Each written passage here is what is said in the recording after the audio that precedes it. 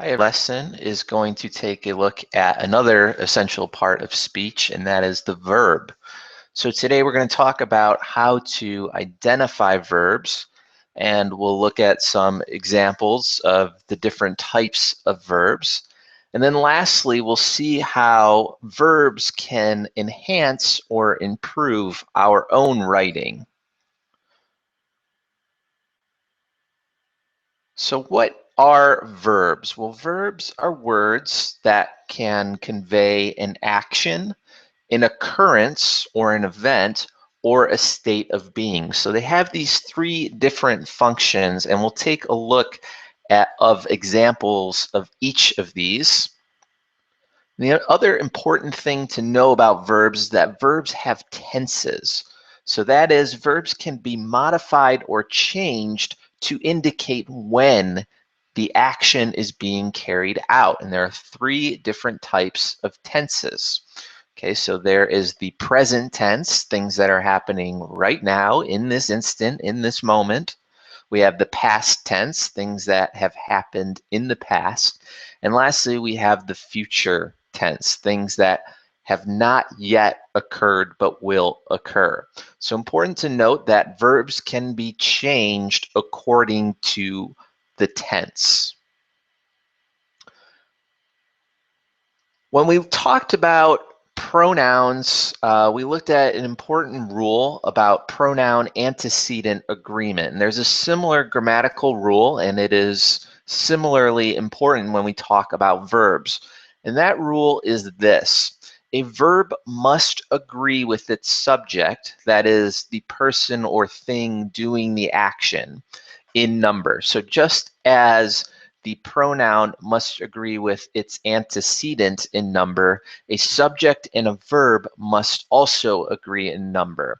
So in other words, singular verbs require or must agree with singular subjects. Singular, or rather plural subjects, must have plural verbs. So in English, singular verbs in the present tense usually have S at the end. So if we look at this example, the dog barks all night, it annoys the neighbors.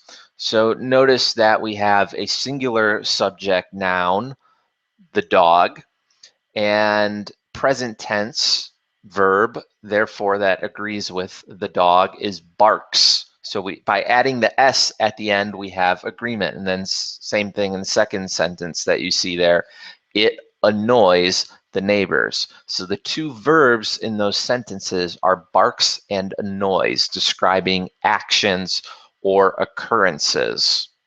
So important rule to remember, subject-verb agreement. A verb must agree with its subject in number. Singular subjects get singular verbs. Plural subjects get plural verbs. So two good tips that I want to introduce for identifying verbs, being able to determine what is the verb in a given sentence. And the first tip is this: you can ask whether the action the sentence describes takes place in the past, present, or future. So you can look at tense. And whatever the time or the tense of that sentence is, change it. So change the past to the present, or change the present to the future. Whatever that change might be will help you identify the verb, because whatever word you have to change is the verb or the first word of a verb phrase. So let's look at a couple of examples. So in this sentence, students will be asked to write a narrative using only the present tense. Okay, so that sentence is in the future tense. Okay, will be asked, future tense, has not yet occurred. But let's say we want to change that sentence from the future tense to the past tense. What do we get? Students were asked to write a narrative using only the present tense. Now notice the word that we changed. We had to change will to were to bring it from the future into the past tense, and therefore we can identify the verbs in these two sentences. Will be asked and were asked are both verbs. Another tip for identifying verbs is if it follows the word to, it probably is a verb. So let's put that sentence now in the present tense. Okay, notice students are asked. And then we have to write a narrative using only the present tense. So to write, the verb write following the word to indicates an action, and therefore that is also a verb. So we have two verbs in this sentence. Students are asked to write a narrative using only the present tense. Now, if you thought that the word using was a verb, you are close, but you are mistaken. Remember that ing words that describe an activity are gerunds and are technically a type of noun. So now let's take a look at the different types of verbs. And I'm going to go over what I think are the 5 essential or important types of verbs to know. The first one is action verbs. So action verbs do exactly what they say. They express an action, something that a person, animal, object, idea, or force of nature, whatever the subject might be, can do. So taking a look at an example sentence, kick the ball. Okay, the action in that sentence, very direct, very straightforward, is kick. So any word that expresses an action is an action verb. Next up, we have intransitive verbs. So intransitive verbs are verbs that do not precede or come before a direct object. Remember what a direct object is.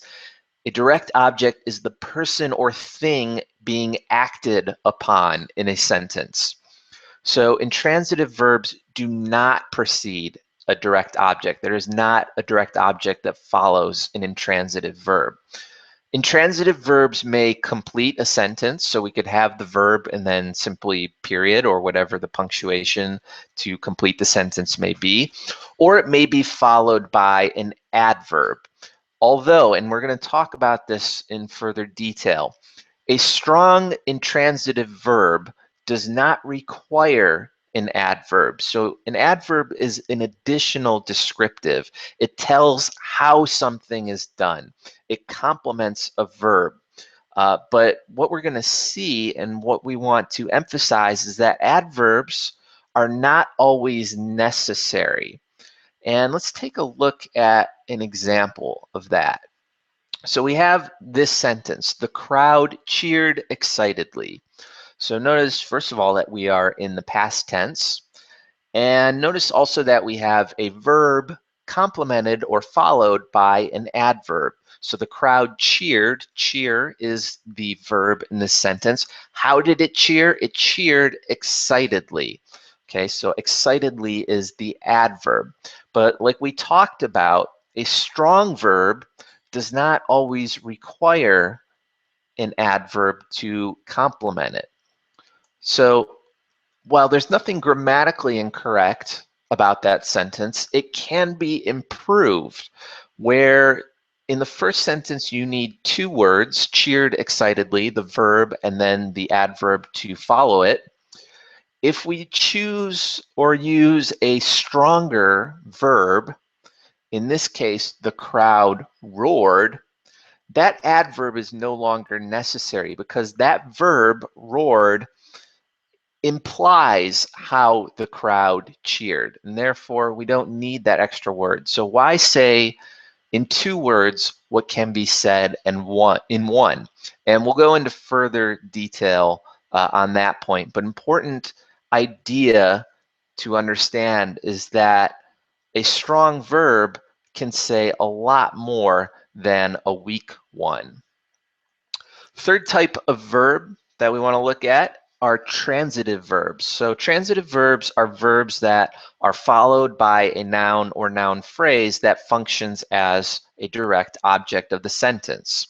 So someone or something receiving an action. So simple way to distinguish Intransitive from transitive verbs is that transitive verbs are followed by a noun or a noun phrase that functions as the direct object. Intransitive verbs are not followed, or do not precede, rather, a direct object. So taking a look at an example sentence, we have yesterday in class, we read the book aloud. Notice that we are in the past tense. Okay, what is the direct object in this sentence? The book. Okay, so a verb that precedes or comes before a direct object, it is a transitive verb. It is performing a transition in the sentence. It is linking two different subjects. Another example, I earned an A in Mr. Van Hou's class. Okay, so what is the direct object that follows the verb? It is an A. Okay, so I earned an A in Mr. Van Hou's class. So transitive verbs precede or come before nouns that function as a direct object. Intransitive verbs do not precede or come before a direct object. Two more types of verbs that we want to look at. Next up, we have linking verbs. So linking verbs are verbs followed by a noun or adjective, whether as a single word or part of a phrase. So linking verbs, one easy way to identify them is that they do exactly what they say. They link or connect the adjective or noun to the subject. So common linking verbs include words such as seem, remain, appear, become, and look.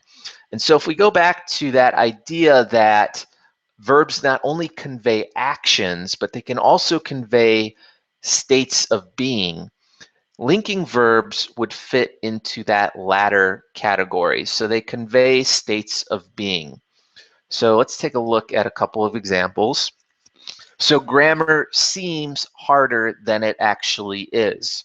So there's not really an action in that sentence, but rather a state of being that is being expressed, and therefore we have the linking verb to seem.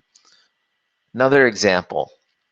I earned an A in Mr. Van Hou's class because I knew grammar. Okay, another state of being, the verb to know, in this case functioning as a linking verb, connecting the two different subjects in that sentence. Lastly, we have to be verbs. So conjugations of the verb to be are essential in all languages, including English. So something that you know if you are a student of the Romantic languages, if you're studying Spanish or French, for example, you know that conjugations of the verb to be are really important. So in English, to be is manifested in 8 forms according to the tense and the subject. So according to when the action is being carried out and also who is carrying out the action. So the 8 forms of to be that we are familiar with in English are be, is, am, are, was, were, been, and being. Okay, so the 8 different conjugations of the verb to be. So let's take a look at an example. This has been a most useful grammar lesson. Again, there's not an action in that sentence, but rather we are describing a state of being. So has been is the verb. It is a conjugation of to be. And then secondly, another example, we are better writers because of it. Are is the verb in that sentence. So I want to talk now about how understanding verbs can really benefit our own speech and writing. So what makes for vivid, descriptive writing? Always an important goal to have in mind. We want to write with depth in our language. So how do we do that? Well, verbs play an important role in achieving that goal. So I think Often we associate descriptive writing with using adjectives and adverbs. After all, adjectives and adverbs are words that, in a literal sense, describe. But what I want to emphasize, and what I want you to take away, is that using strong verbs can render such descriptors unnecessary or superfluous. So in the classic writing guide, The Elements of Style, these two authors, William Strunk and E.B. White, very famously noted that, quote, "It is nouns and verbs, not their assistants, that give good writing its toughness and color." So what Strunk and White are saying is essentially strong writing is strong verbs.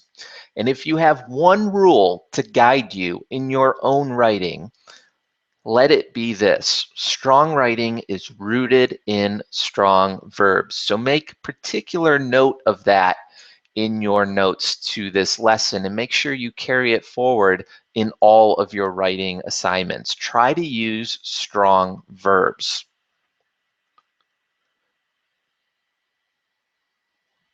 So expanding on that idea, think about when you sit down to write. Your readers or your audience, most of them understand the world in terms of actions. And we look for those actions in verbs. So your reader, your audience wants you to use strong verbs. To make your writing seem clear and valuable to your readers, use verbs to express actions that your readers will find significant. Okay, so let's go back to another example and we'll compare these two sentences. In the first sentence, we have, "The dog ran quickly out of the yard." Okay, so notice we have a verb and an adjective that follows, or rather, that should say a verb and an adverb in that sentence. In the second example, we have, "The dog sprinted out of the yard." Now, if we look at these two sentences, both sentences are grammatically correct, but which one do you consider to be the better sentence? Sentence number one, again, features a verb. The verb is ran, a modified version of to run, and an adverb, and the adverb is quickly. Because the verb is so general, it's really insufficient. It tells us what, but not how, and therefore the adverb is tacked on. So run is a very general verb. It doesn't describe how something is being carried out. And so we add the adverb quickly. The dog ran quickly. But even so, the dog ran quickly does not paint much of a picture in the reader's mind. By contrast, sentence number two's verb, sprinted, gives the action the toughness and color that Strunk and White desired. So you can see in that second sentence that one word, a strong verb, does the work of two words in the previous sentence. So one way to write with strong verbs, another important style note to take away from this lesson, is that if we can avoid to be verbs and other sort of general verbs, and instead seek to use strong verbs, we will have tougher, more vivid and descriptive writing. So again, important rule to take away is that strong writing is rooted in strong verbs. So to summarize today's lesson, we talked about how verbs can function as actions or states of being or occurrences. We talked about how verbs can be modified or changed to indicate when the action is being carried out. So we talked about the three different tenses: present tense, past tense, future tense. We talked about an important grammatical rule, which is that subject and verb must always agree.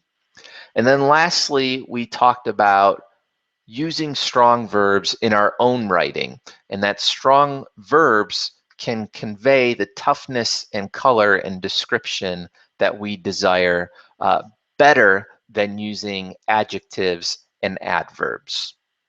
So in our next meeting, we'll do some practice with identifying and using verbs.